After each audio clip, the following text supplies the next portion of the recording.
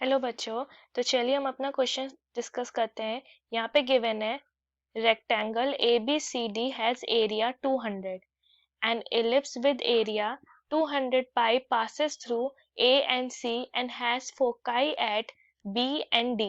Find the perimeter of the rectangle. अब यहाँ पे हमारा की कॉन्सेप्ट मान कि हमारी जो equation of ellipse having center at origin ये होती है x square divided by a square plus y square divided by b square is equal to 1। अगर यहाँ पे if a is greater than b, a square is greater than b square, तो यहाँ पे जो हमारा फोकाई है, इलिप्स में दो फोकाई होते हैं जो कि होता है प्लस माइनस AE कॉमा 0, और इसकी जो और यहाँ पे E हमारा होता है E is eccentricity which is under root 1 minus b square divided by a square। ये होता है हमारा एलिप्स का। अब हम चलते हैं हमारे क्वेश्चन पे। क्वेश्चन में गिवन है हमारा, मान लीजिए हम ड्रॉ कर लेते फिगर को।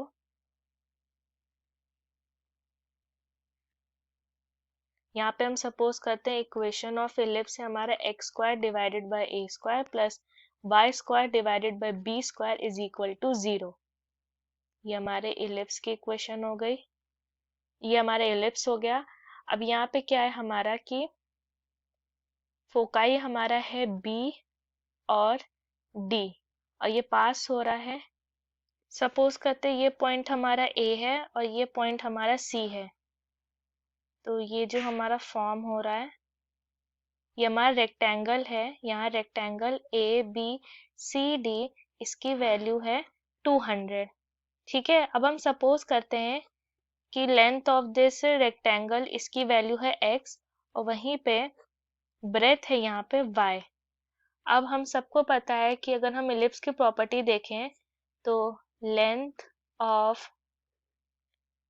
मेजर एक्सिस इसकी वैल्यू होती है 2a और माइनर की होगी हमारी 2b।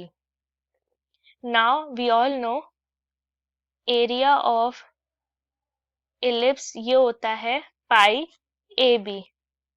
सो यहाँ पे क्या है कि गिवन एरिया हमारी दी हुई है 200 पाई। सो ये होगा पाई AB इज इक्वल टू 200 पाई, तो यहाँ AB की वैल्यू हो जाएगी 200। अब यहाँ पे AB की वैल्यू 200 है और यहाँ पे क्या है एरिया ऑफ रेक्टेंगल XY ये हमारा 200 है and from geometry length of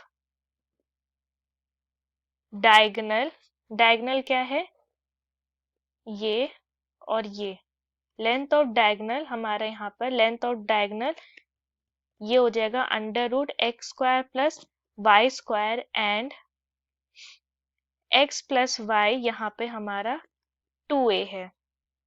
अब यहाँ पे हम क्या करेंगे, comparing length of axis and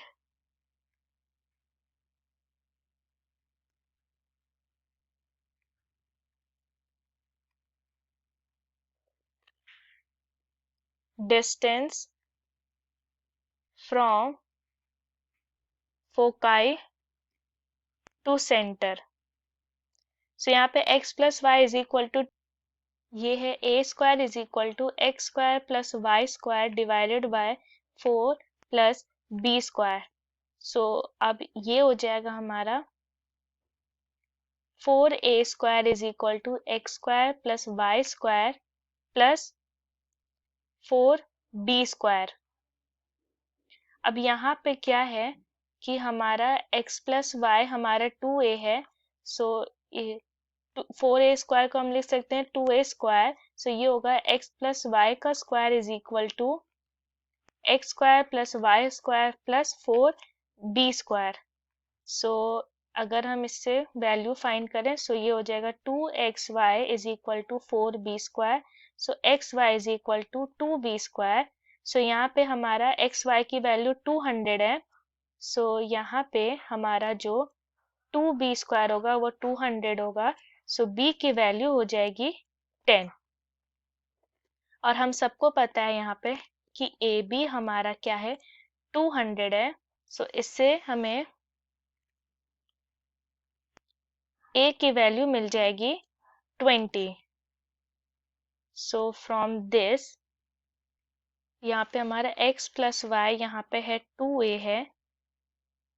so ये अब हम पेरीमीटर